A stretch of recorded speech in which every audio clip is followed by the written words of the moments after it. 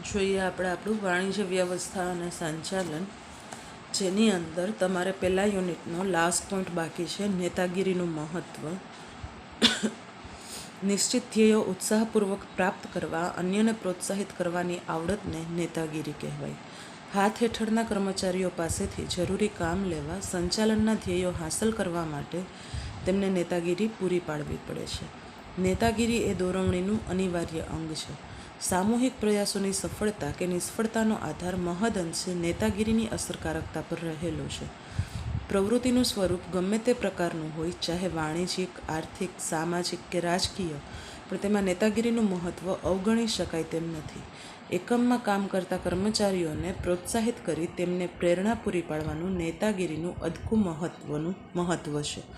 અહીં નેતાગીરીનું મહત્ત્વની અંદર આપણને શું કીધેલું છે કે જ્યારે પણ કંપનીએ જે કોઈ પણ ધ્યેયો નક્કી કરેલા હોય એને ઉત્સાહપૂર્વક પ્રાપ્ત કરવા અથવા તો એને પૂરા કરવા, એને સારી નેતાગીરી કહી શકાય. સારી નેતાગીરી માટેનું આ એક લક્ષણ છે. સારી નેતાગીરીની અંદર હાથ નીચે આવતા જેટલા પણ કર્મચારીઓ હોય એ લોકો પાસેથી કામ છે એ કેવી રીતે લેવું, કંપનીના જે કોઈ પણ ધ્યેયો છે એ ધ્યેયો કેવી રીતે પાર પાડવા, અને ધ્યેયો પાર પાડતી વખતે વાણિજ્યિક, આર્થિક, સામાજિક કે રાજકીય કોઈ પણ દ્રષ્ટિએ નેતાગીરીનું મહત્ત્વ છે જે આપણે ઓછું આંકી શકીએ નહીં. નેતાગીરી એ પરસ્પર પ્રોત્સાહિત કરવાની પ્રક્રિયા છે. નેતાગીરી દ્વારા વ્યવસ્થા તંત્રની અસરકારકતા વધારી શકાય છે. વ્યવસ્થા તંત્રનું માળખું ધબકતું, ચેતનવંતું રાખી શકાય છે. સંચાલકીય નેતાગીરી કાર્યક્ષમ વ્યવસ્થા તંત્રની આધારશિલા છે. નેતા તેના વલણ અને વર્તન દ્વારા જૂથના અન્ય સભ્યોના પ્રયત્નોને નિશ્ચિત દિશામાં વાળે છે. નિર્ધારિત ધ્યેયો, લક્ષ્યાંકો પ્રાપ્ત કરવા માટે કર્મચારીઓને પ્રોત્સાહન, પ્રેરણા, વિશ્વાસ, શ્રદ્ધા, માર્ગદર્શન પૂરા પાડે છે. એ શું કીધું છે કે નેતાગીરી છે એ પરસ્પર પ્રોત્સાહિત કરવા માટેની એક આખી પ્રક્રિયા છે. જો નેતાગીરી સારી હશે તો એના લીધે વ્યવસ્થા તંત્રનું માળખું છે જે હંમેશા એક્ટિવ રહી શકશે, અને એના સારા વલણ અને વર્તનની ઇફેક્ટ છે જે કર્મચારીઓ ઉપર જોવા મળશે, કે જેના લીધે કર્મચારીઓ છે એ કંપનીના ધ્યેયો પાર પાડી શકશે. કર્મચારીઓને પ્રોત્સાહન અને પ્રેરણા છે જે પૂરેપૂરા મળી શકશે.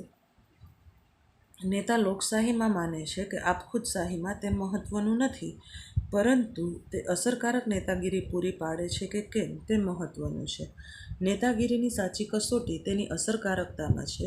અસરકારક નેતાગીરી કર્મચારીઓમાં ધગશ, જુસ્સો, વફાદારી, આત્મવિશ્વાસ પ્રગટાવે છે, તેનું સંરક્ષણ અને સંવર્ધન કરે છે. નીચેના મુદ્દાઓ નેતાગીરીનું મહત્ત્વ જતું કરે છે. મેં શું કીધું છે કે નેતાગીરીનું મહત્ત્વ છે જે આપખુદશાહી કે લોકશાહીનું કેવી રીતનું છે એ મેટર નથી કરતું, પણ એના કરતાં મેટર એ કરે છે કે નેતાગીરીની સાચી કસોટી કેવી રીતે થાય છે. એટલે કે નેતાગીરી દ્વારા કર્મચારીઓનો ધગશ, જુસ્સો, શિસ્ત આ બધી વસ્તુ કેટલા ટકા જળવાઈ રહે છે. એના માટે નીચેના પોઈન્ટ આપેલા છે. નેતાગીરી દોરવણીનું અનિવાર્ય અંગ છે. નેતાગીરી કર્મચારીઓને પ્રેરણાને પ્રોત્સાહન પૂરા પાડે છે. નેતાગીરી જૂથના પ્રયત્નોને યોગ્ય વળાંક આપે છે. જૂથના સભ્યોમાં એકતા, સહકાર, સુમેળભર્યા સંબંધોની ભાવના પ્રગટાવે છે. કર્મચારીઓમાં ધગશ, જુસ્સો, વિશ્વાસ, મનોબળ પૂરા પાડે છે. નેતાગીરી ઓછા સમય, શક્તિ, ખર્ચ દ્વારા શ્રેષ્ઠ પરિણામ પ્રાપ્ત કરવામાં સહાયક બને છે. સંચાલકીય નેતાગીરી કાર્યક્ષમ વ્યવસ્થા તંત્રની આધારશિલા છે. વ્યવસ્થા તંત્રનું માળખું ધબકતું, ચેતનવંતું રાખી તેની અસરકારકતા વધારે છે. અસરકારક અને પ્રેરણાદાયક નેતાગીરી વિના ધંધાનું અસરકારક સંચાલન અશક્ય છે. અહીંયા નેતાગીરીનું મહત્ત્વ છે પૂર્ણ થઈ જાય છે, અને એની સાથે આપણું આખું યુનિટ છે એ પણ પૂર્ણ થઈ જાય છે. ત્યાર પછીનું હવે આપણું સેકન્ડ યુનિટ છે, જેની અંદર પણ 2 ચેપ્ટર આવેલા છે, નિર્ણયીકરણ અને માહિતી સંચાર. તો આપણે સૌથી પહેલાં જોઈશું નિર્ણયીકરણ. નિર્ણયીકરણની ડેફિનેશન આપણને અહીંયા આપેલી જ છે. સંચાલકીય ધ્યેય સિદ્ધિના અપેક્ષિત પરિણામો સંતોષકારક રીતે સિદ્ધ કરી આપે એવા નિર્ણયને તર્કસંગત અથવા બુદ્ધિગમ્ય નિર્ણયો તરીકે ઓળખવામાં આવે છે. સચોટ નિર્ણય એ સ્પષ્ટ વિચારો અને સંબંધિત જ્ઞાનમાં લગ્નનું તંદુરસ્ત બાળક છે. આવી ડેફિનેશન ARC ડંકન આપે છે. નિર્ણયીકરણ એટલે ડિસિઝન મેકિંગ. ટૂંકમાં નિર્ણયીકરણ કોને કહેવાય કે જ્યારે કંપની છે એને કોઈપણ વસ્તુ માટે પોતાનું મહત્ત્વનું ડિસિઝન છે એ આપવાનું હોય અને એ ડિસિઝન દ્વારા કંપનીને કે કર્મચારીઓને કોઈપણ પ્રકારનું નુકસાન ન થતું હોય એને નિર્ણયકરણ કે ડિસિઝન મેકિંગ છે એ કહેવામાં આવે છે. તો એના માટેનું ઇન્ટ્રોડક્શન છે. ઇન્ટ્રોડક્શન હું રીડ નથી કરતી કે સમજાવતી નથી. ઇન્ટ્રોડક્શન ઇઝી જ છે. તમે એક વખત રીડ કરશો એટલે તમને સમજાઈ જશે. હું ડાયરેક્ટ સેકન્ડ પોઈન્ટથી સ્ટાર્ટ કરું છું. સંચાલનના આયોજન વિસ્તારો અને નિર્ણયીકરણ. તો નિર્ણયીકરણ એ સંચાલનનું મહત્ત્વનું સતત ચાલતું કાર્ય છે. સંચાલને એક કે બીજા પ્રકારે નિર્ણયો જ કરવાના હોય છે અને આ લીધેલા નિર્ણયોનો અસરકારક અમલ થાય તે માટે પ્રયત્ન કરવાના છે, વ્યવસ્થા પૂરી પાડવાની છે, વ્યવહારુ અમલીકરણ શરૂ કરવાનું છે. સંચાલનના મુખ્ય 4 કાર્ય વિસ્તારો: ઉત્પાદન સંચાલન, બજાર સંચાલન, કર્મચારી સંચાલન, નાણાકીય સંચાલન. આ 4 કાર્ય વિસ્તારોમાં પ્રથમ કાર્ય આયોજનનું થાય છે અને અસરકારક આયોજન માટે સંચાલન સતત નિર્ણયો કરે છે. આમ સંચાલનના આયોજન વિસ્તારો સાથે નિર્ણયીકરણનો ગાઢ સંબંધ રહેલો છે. સંચાલનના મુખ્ય 4 કાર્ય વિસ્તારો અને નિર્ણયીકરણના સંબંધને વધુ સ્પષ્ટ કરવા માટે નીચે મુજબ કાર્ય વિસ્તાર અનુસાર સમજૂતી મેળવીએ. અહીં શું કીધું છે કે નિર્ણયીકરણ એ સંચાલનનું મહત્ત્વનું સતત ચાલતું કાર્ય છે.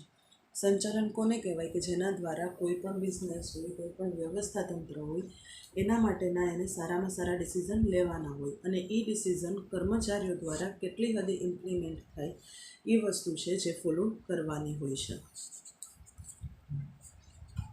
તો એના માટેની વધારે સમજૂતી છે જે અહીં આપણને નીચે આપેલી છે. ફર્સ્ટ પોઈન્ટ છે ઉત્પાદન આયોજન અને નિર્ણયીકરણ. ઉત્પાદન સંચાલનનું પ્રાથમિક કાર્ય ઉત્પાદન આયોજનનું છે.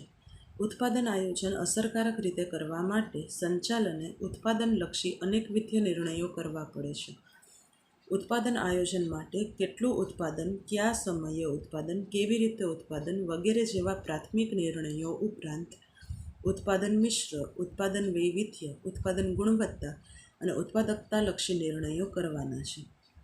હવે નિર્ણય છે તો નિર્ણય લેનાર વ્યક્તિએ કોઈ એક જ ફિલ્ડમાં કરવાના હોતા નથી, પણ એને નિર્ણય છે એ અલગ અલગ રીતે કરવાના હોય. તો કેવી રીતે કરવાના હોય? તો જેના માટે અહીંયા આપેલું છે કે ઘણી વખત ઉત્પાદન માટેને આયોજનલક્ષી નિર્ણયો લેવાના હોય છે અથવા ઘણી વખત એને કયા સમયે ઉત્પાદન કેવી રીતે કરવું, કયા કર્મચારીઓ દ્વારા કરવું એના માટેના નિર્ણયો લેવાના હોય છે.